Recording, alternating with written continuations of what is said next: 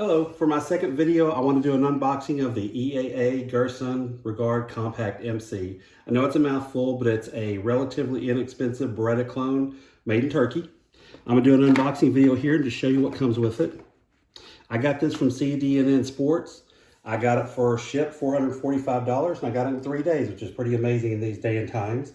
Basically, it doesn't come with much. It comes with an instruction manual. It also describes a limited lifetime warranty, which is nice. It comes with your basic slide lock, and it comes with a brass cleaning rod. The gun itself is pretty nice.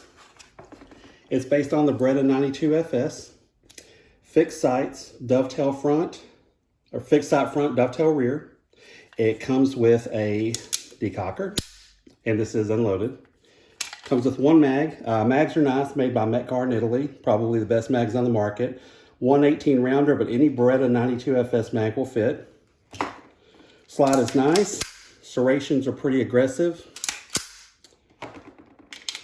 The action itself is nice. As you can see, it's unloaded.